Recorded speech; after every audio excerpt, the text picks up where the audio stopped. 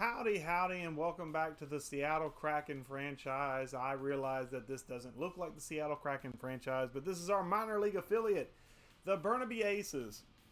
Unlike the Seattle Kraken, who folded under the pressure, the Burnaby Aces pretty much wiped the floor with everybody and anybody that was anybody in the league. 65, 15, and 2 on the regular season. They went redonkulous mode. So they are on fire as they take on the Cleveland Monsters. Let's show you the lines for our side going into these playoffs. First line, we have Axel Janssen-Falaby, we have Atu Ratti, and we have Glenn Gaudin. Ratti is a guy that I'm hoping grows into something that could eventually replace Anthony Cirelli on the first line in the NHL. Glenn Gaudin is going to be a solid fourth, maybe third liner for us.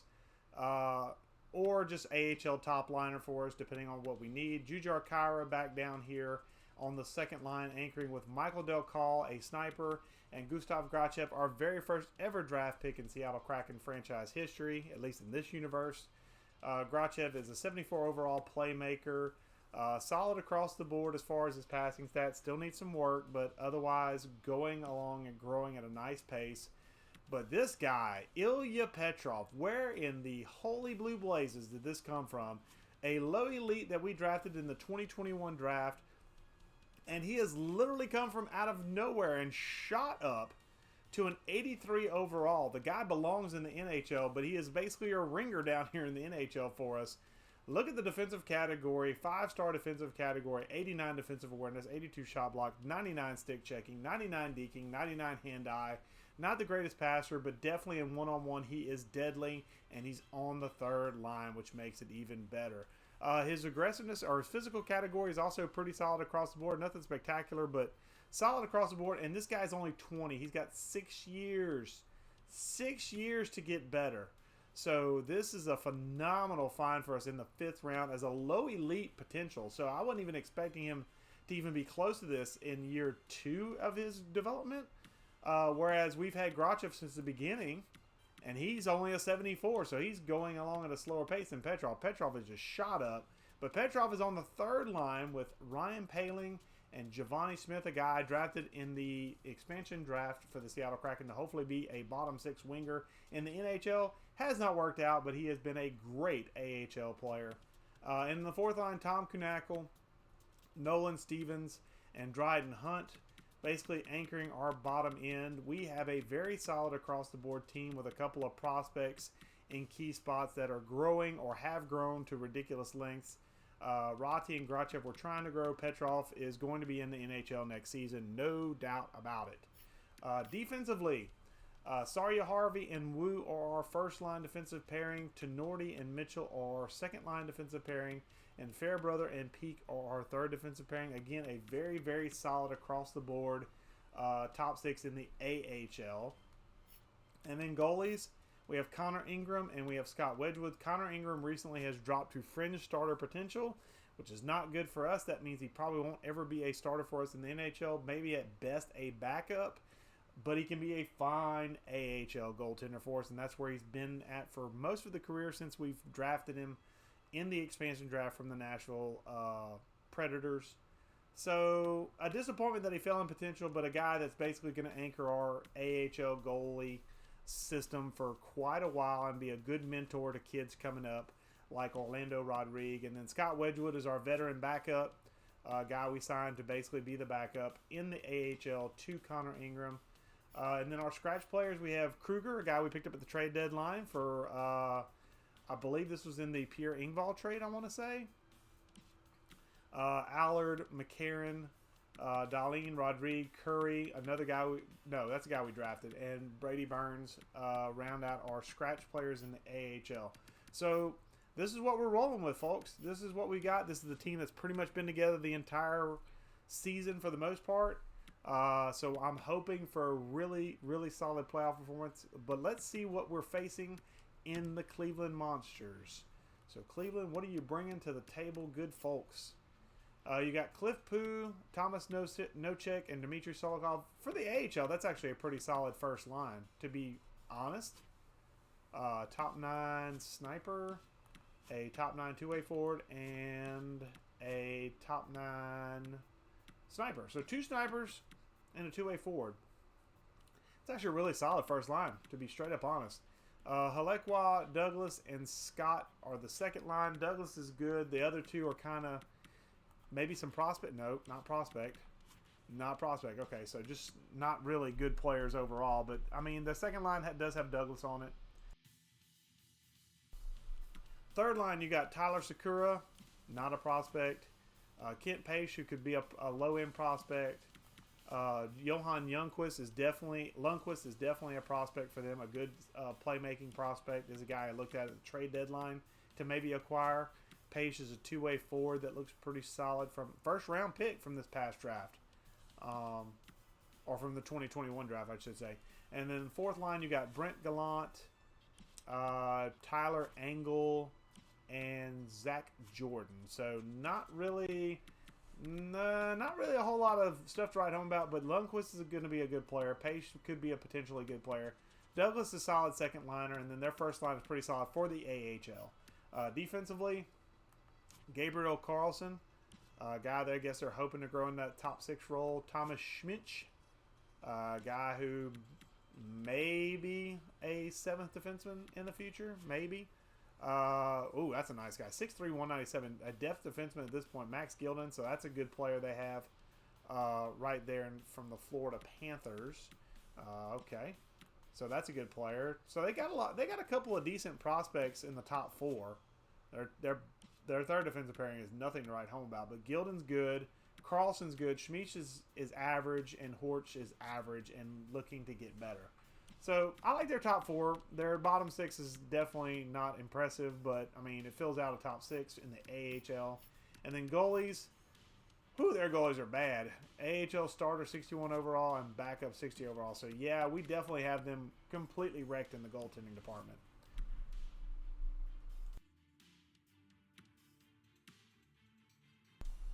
All right, without further ado, let's just get to it. I want this series to be wrapped up relatively quickly. I hope we don't drag it to 5 games. I also hope we don't have overtime. Power play goal, of course. From one of the guys I think I dogged, actually, Sakura on Ingram from a weird angle. 1-0 Cleveland. And is that the way the first period's going to end? Wow. Burnaby gets shut out in the first period. 7 shots on goal. Boys, where's the fire? Where's the passion? Let's go. Come on. I want to see some action here. I want to see some action from Burnaby here. Seriously, Sokolov scores on Ingram. 2-0 Cleveland. Oh, come on. Power play. Nothing comes out of the power play. 3-0. Oh, this is embarrassing. 65 wins in the damn regular season. 3-0 game 1 against basically the worst team to come into the playoff picture. Just the story of my life, I guess, huh? All right, 3-0, 4-0. You know what? Let them blow us out. Let them blow us out. 5-0. Go ahead. Open the floodgates. Open the floodgates. Open the floodgates and let it flow, because apparently Burnaby did not show up to play, and that is unacceptable. Paling scores, but way too late on a 61 overall goaltender. That's embarrassing. A 61 overall damn goaltender, you score 1 damn goal. That's... Oh, I want to use some words, but... Oh, okay. That could have been a difference, because our best player, Ilya Petrov, strained a hamstring, and he is out basically, it looks like, maybe for the rest of the playoffs. At least for this round. So, yeah, McCarron, get in there. And you're the new man. You are taking over his spot.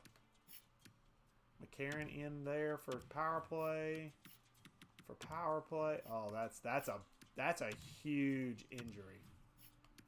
That could not have been a worse injury if it tried. My gosh. 83 overall guy that basically ran roughshod in the AHL. What do? I'm gonna trust Connor Ingram. I'm gonna trust Connor Ingram, and we're gonna play it out. All right, game 2. Got to have a better game than that, boys. I wanted a quick series. I did not want a quick series where we get swept. Thank you. Atu Rati on Fondani. 1-0 Burnaby. Thank you, Atu Rati. That is a long-ass penalty. Noshik scores on Connor Ingram. 1-1 is your score. Halfway through the first period. Paling on Fondani. The only guy to score a goal last game in an 8-1 rout. Okay? That should be embarrassing. We should be putting the screws to these guys. We should be beating them 8-1 at this point. Like, we should be literally dominating them. Oops, I hit the X. So 2-2, Cliff Poo scores on Connor Ingram to make it 2-2 in the second period. Let me hit square this time to actually not skip a period. And they score to make it 3-2. You have got to be shitting me. Come on, Burnaby. Seriously? Seriously. 4-2. Oh, my God. 5-on-4 power play. Can we get something? Can we get something? We're going to get swept by the damn Cleveland Monsters. You have...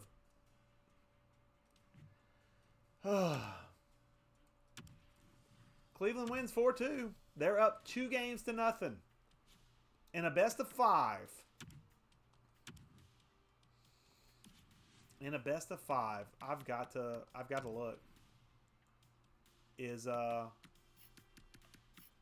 Petrov is able to play, but he's injured still. So if I play him, he has a chance of re-aggravating the injury. I got to make some changes. This is unacceptable. This is unacceptable.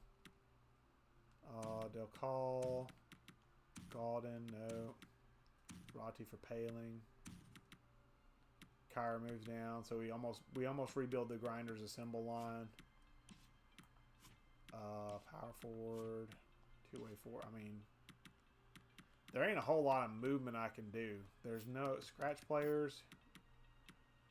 Do I bring in Mats Kruger? I mean, I should bring Darlene in, honestly. Where do you put Darlene at, though? Let's put him in right here. I mean, we got nothing to lose at this point.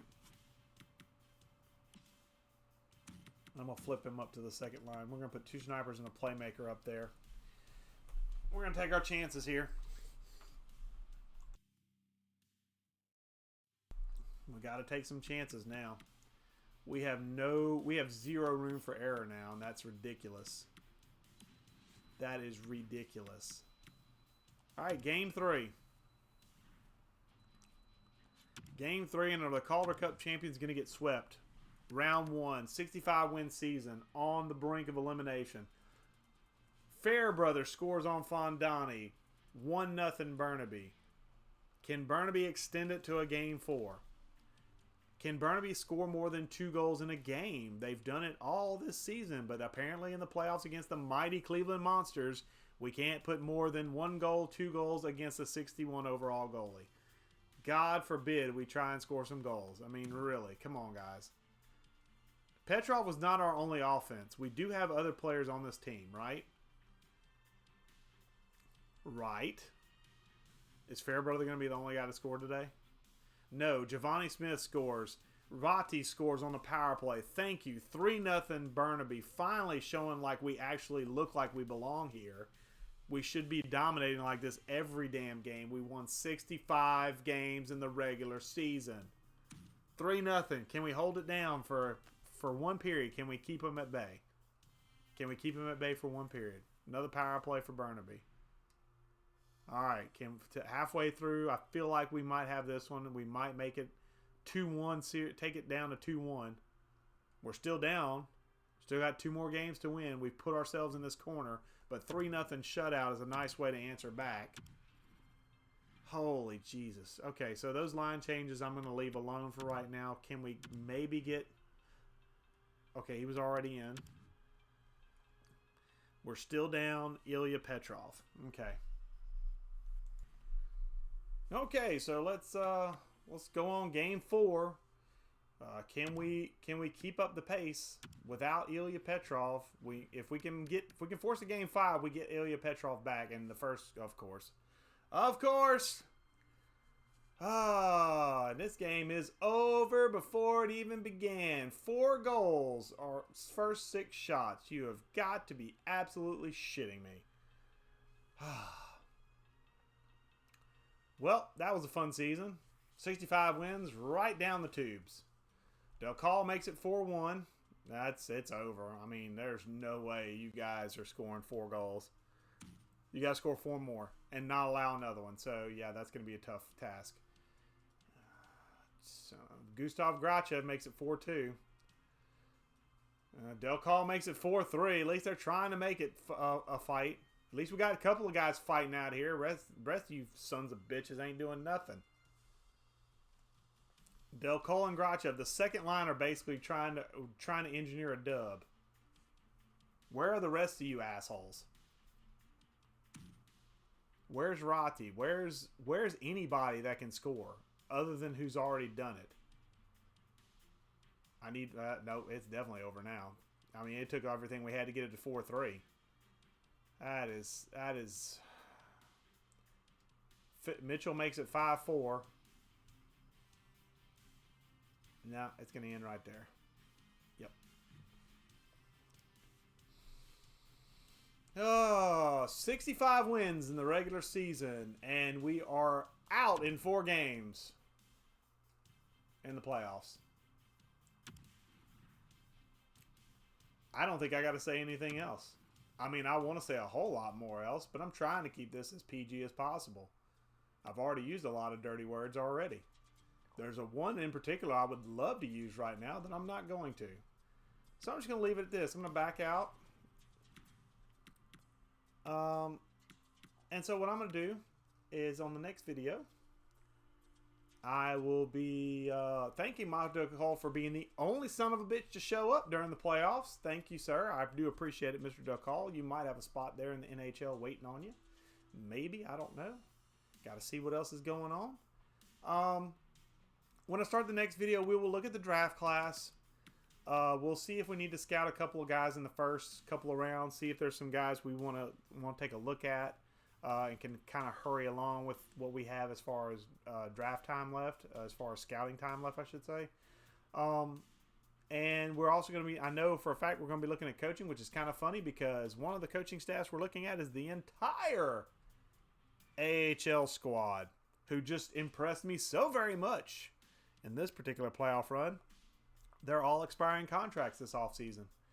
I was looking to get a coach in the AHL that's more in line with my NHL coach. Maybe now's the time to do that. But I'm going to take some time to try and cool off after this and not be so upset and not want to say a lot of F-bombs. But yeah, this is very, very, very, very, very disappointing from Calder Cup champions. At least you made the playoffs, I guess. I mean, I guess I should say that. But 65 wins in the regular season and you're out in 4.